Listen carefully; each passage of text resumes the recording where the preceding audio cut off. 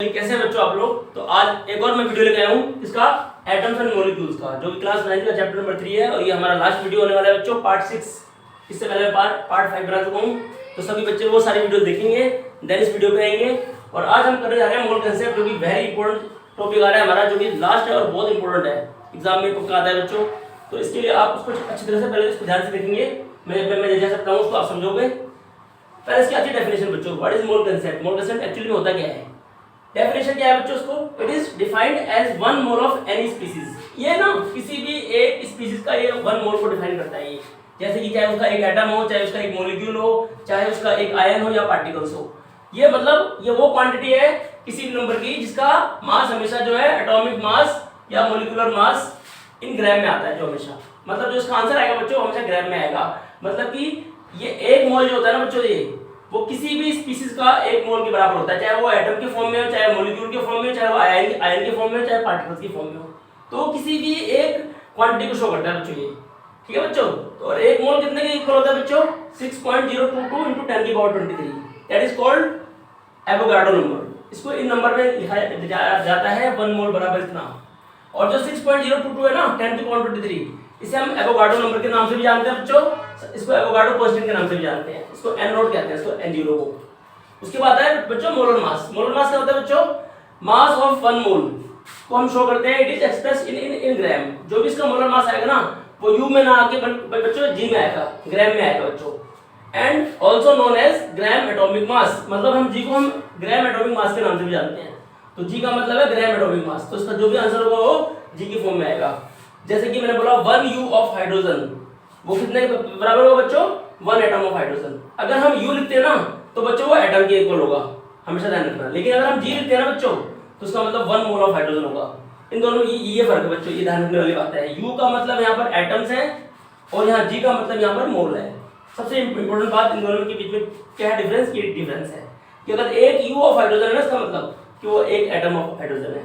अगर वही 1 gram of hydrogen है, इसका मतलब 1 मोल ऑफ हाइड्रोजन है, जो कि किसके इक्वल होता है बच्चों, 1 mole of hydrogen 6.022 × 10⁻23 atom of hydrogen के बराबर होगा। मतलब कि 1 मोल ऑफ हाइड्रोजन मतलब कि 1G इक्वल टू इसके बराबर होगा।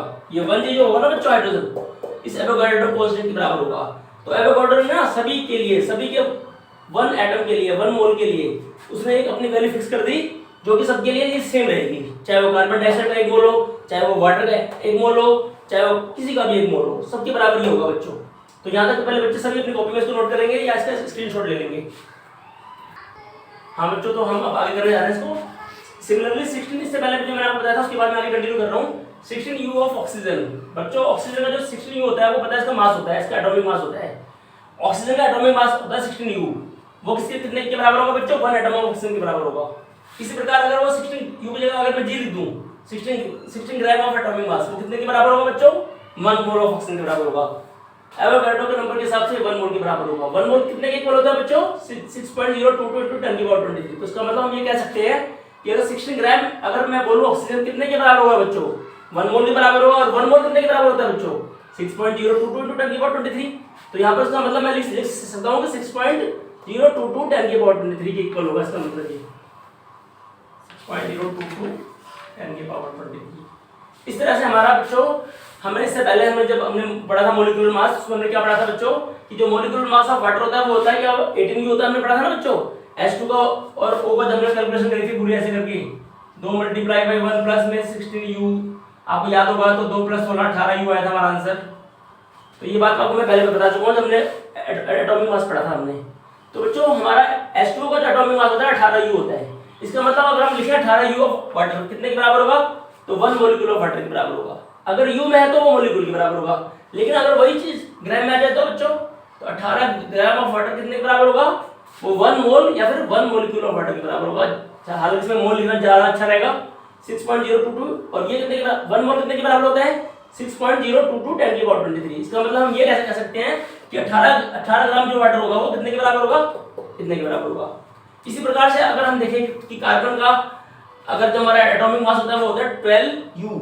लेकिन अगर हम बोले ग्राम एटॉमिक मास कितना होता है, ग्राम एटॉमिक मास कितना होता है, ग्राम एटॉमिक मास तो 12G। तो 12 जी ऑफ कार्बन एटम्स कितने के बराबर होगा बच्चों? 1 मोल ऑफ कार्बन एटम के बराबर होगा। ये कितने के बराबर होगा? 1 मोल किसी भी स्पीशीज का, किसी भी आयन का, किसी भी एटम का, किसी भी पार्टिकल का कितने के बराबर होता है? 6.022 10 की पावर 23 एटम ऑफ कार्बन। तो इसके बाद हम बच्चों अब हम करने जा रहे हैं एग्जांपल 3.3। तो इतना पहले आप कॉपी में करेंगे नोट।